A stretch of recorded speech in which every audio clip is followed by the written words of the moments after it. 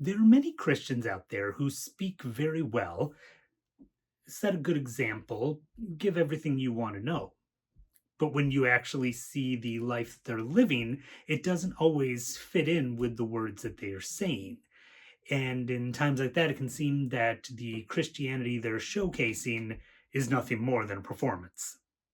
There's time for games and praising Jesus' name. It's a cross between geekiness and godliness. In the movie Tangled, we have a character of Flynn Rider who goes out of his way to hide his true self and is constantly putting on this fake performance of who he is. He betrays people, figuring if he does it first, then they can't betray him later. He refuses to let anybody in and basically just goes out of his way to not let anybody see the man he really is. And unfortunately, I think we're seeing a lot of Christians out there these days, especially with so much social media and online presence, who really come off very performative. I want to actually start today looking through Matthew 6, starting right at verse 1. It says, "Beware of practicing your righteousness before other people in order to be seen by them, for then you will have no reward from your Father who is in heaven. Thus, when you give to the needy, sound no trumpet before you as the hypocrites do in the synagogues and in the streets, that they may be praised by others. Truly I say to you, they have received their reward. But when you give to the needy, do not let your left hand know what your right hand is doing, so that your giving may be in secret, and your Father, who sees in secret, will reward you." There are a lot of people out there, Christian and non Christian, who do great things for charity. They give to the needy, they go into impoverished areas and try to help them out, and that's good. But then they go on social media or YouTube or wherever and they make a big deal out of it. So, look at this wonderful thing I've done. Look how much I helped these people out. It, despite the good of what they're doing, it feels like they're not doing it because they care. They're not doing it to help these people. They're doing it to receive praise so that people will boost them up and tell them how wonderful they are for helping people. And that's not why we should be helping people. We should be trying to help people. And this is whether we're Christian or not. We should be helping people because it's the right thing to do, not because we think we'll get something out of it. And it astonishes me the number of people who will go and do these things that are very good, but then just make such a spectacle out of it, really making the people they're helping into props for their own praise. But continuing on in Matthew 6, it says, "When you pray, do not heap up empty phrases as the Gentiles do, for they think that they will be heard for their many words. Do not be like them, for your Father knows what you need before you ask Him." Now,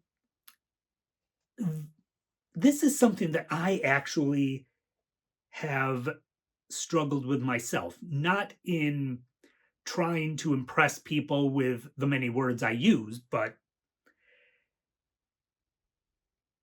when I do wrong, when I sin, I find myself wanting to hold it against myself, constantly talking about it in my own mind and in my prayers to God again and again and again, continuing to ramble about the things I've done wrong because I figure if I keep it in my head, then I'm less likely to mess up and do it again.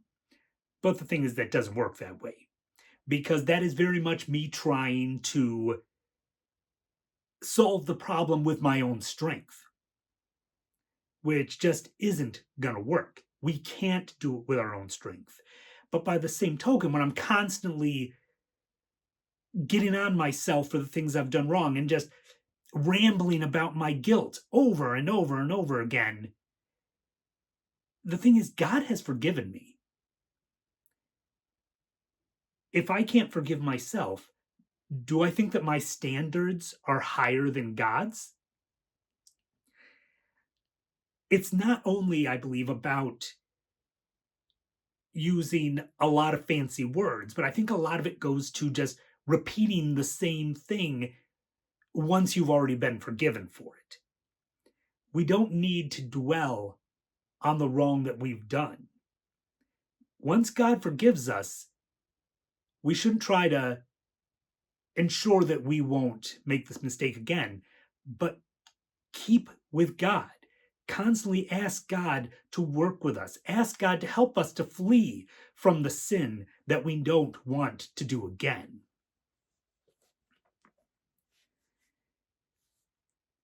Continuing on in Matthew 6, when you fast, do not look gloomy like the hypocrites, for they disfigure their faces that their fasting may be seen by others.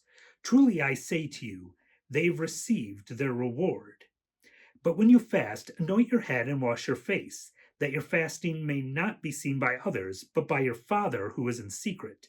And your Father who sees in secret will reward you.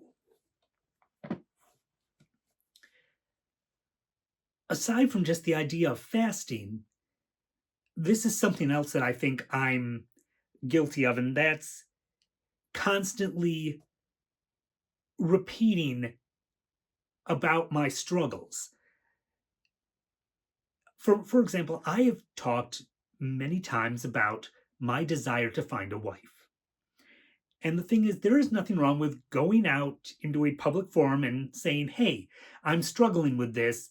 Would people pray for me? But one thing that I have actually done myself is I have then constantly gone out and said, oh, it's such a struggle not having a wife. I wish I could find someone. Oh, I pray all the time, but I just don't seem to find anyone.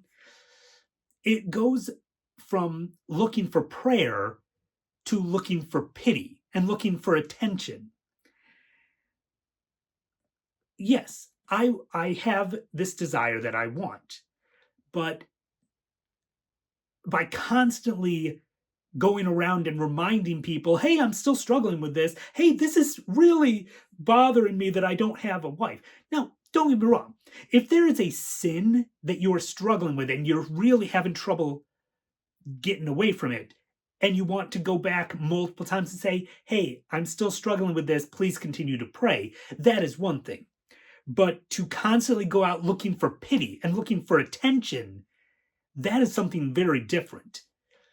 That is not what we're meant to be doing. By going out constantly being all, I wish I could find someone, I still haven't managed to find anyone. So, oh, this person's talking about their struggles in romance. Let me add my 2 cents in. No, because it's gone from looking for prayer to looking for attention and wanting to have everybody throw a big pity party for me. When we have a struggle, put it out there, but don't try to milk it for attention. At this point, I'm going to move actually into Mark, specifically Mark 12. And it says, starting at verse 38, and in his teaching he said, beware of the scribes who like to walk around in long robes and like greetings in the marketplace, and have their best seats in the synagogue and the places of honor at feasts, who devour widows' houses, and for a pretense make long prayers. They will receive the greater condemnation. I think this really gets into the people who claim to be Christians, but don't tend to live up to their claims. There are a lot of politicians who fit into this, who will go around saying, I'm a Christian, but the way they act doesn't showcase that. And I see people who have like the cross on their Twitter account and a verse in their bio, and they say things like, "Well, I'm a Christian, but I believe this, this, and this that goes completely against God's teachings." And then there are non Christians who see that and they say, "Oh, now that's a Christian I can get behind." But the thing is, they're open to getting behind them because they're not actually acting like Christians. This is unfortunately, it's not even just people who completely disregard God's teachings. There are people on YouTube, there are VTubers, there are people on social media who will proudly speak of their faith, and they're not ashamed to talk about their love of God and their belief in the Bible. But then they are extremely hateful and cruel. I see these people mocking their enemies instead of praying for them. I see people just pushing others away, putting on this big thing about how devoted they are while just being extremely hateful and hurtful. Back to Matthew, this time in chapter 23.